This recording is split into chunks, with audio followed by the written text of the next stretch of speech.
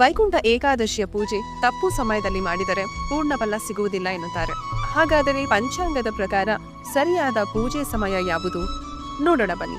ಪಂಚಾಂಗದ ಪ್ರಕಾರ ಏಕಾದಶಿ ಪೂಜೆಗೆ ಅತ್ಯಂತ ಮುಖ್ಯವಾದದ್ದು ಏಕಾದಶಿ ತಿಥಿ ಇರುವ ಸಮಯ. ತಿಥಿ ಆರಂಭವಾಗುವ ನಂತರ ಮತ್ತು ದ್ವಾದಶಿ ತಿಥಿ ಆರಂಭವಾಗುವ ಮುಂಚೆ ಪೂಜೆ ಮಾಡುವುದು ಶ್ರೇಷ್ಠ. ಶಾಸ್ತ್ರಗಳ ಪ್ರಕಾರ ವೈಕುಂಠ ಏಕಾದಶಿ ಪೂಜೆಗೆ ಬ್ರಹ್ಮ ಮುಹೂರ್ತ ಅತ್ಯುತ್ತಮ. ಅಂದ್ರೆ ಬೆಳಗ್ಗೆ ಸೂರ್ಯೋದಯದ ಮುಂಚೆ ಶುದ್ಧ ಮನಸ್ಸು ಮತ್ತು ಶಾಂತ ವಾತಾವರಣದಲ್ಲಿ ಉಪವಾಸದೊಂದಿಗೆ ವಿಷ್ಣು ನಾಮಸ್ಮರಣೆ ಮಾಡುವುದು ತುಂಬಾ ಒಳ್ಳೆಯದು.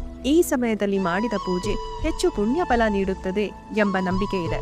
ಇನ್ನು ಬ್ರಹ್ಮ ಮುಹೂರ್ತದಲ್ಲಿ ಸಾಧ್ಯವಾಗದಿದ್ದರೆ ಬೆಳಗ್ಗೆ ಸ್ನಾನದ ನಂತರ ಅಥವಾ ಮಧ್ಯಾಹ್ನದೊಳಗೆ ಅಥವಾ ಏಕಾದಶಿ ತಿಥಿ ಇರುವವರೆಗೆ ಅಷ್ಟೇ ಅಲ್ಲ, ಸಾಯಂಕಾಲವೂ ಕೂಡ ಮಾಡಬಹುದು. ಆದರೆ ತಿಥಿ ಇರಬೇಕು, ಇದೇ ಮುಖ್ಯ. ಇನ್ನು ಈ ವರ್ಷ ಡಿಸೆಂಬರ್ 30, 2025ರಂದು ಏಕಾದಶಿ ಬೆಳಗ್ಗೆ 3:51ಕ್ಕೆ ಪ್ರಾರಂಭವಾಗಲಿದೆ ಹಾಗೂ ಡಿಸೆಂಬರ್ 31ರಂದು ಬೆಳಗ್ಗೆ 1:34ಕ್ಕೆ ಮುಕ್ತಾಯಗೊಳ್ಳುತ್ತದೆ. ಸೊ ವೈಕುಂಠ ಏಕಾದಶಿ ಪೂಜೆಯ ಶಕ್ತಿ ಸಮಯದಲ್ಲಿಲ್ಲ, ಭಕ್ತಿಯಲ್ಲಿ ಇದೆ. ಪಂಚಾಂಗ ಪಾಲಿಸಿ ಶುದ್ಧ ಮನಸ್ಸಿನಿಂದ ಪೂಜೆ ಮಾಡಿ. ಜೈ ಶ್ರೀಮನ್ನಾರಾಯಣ.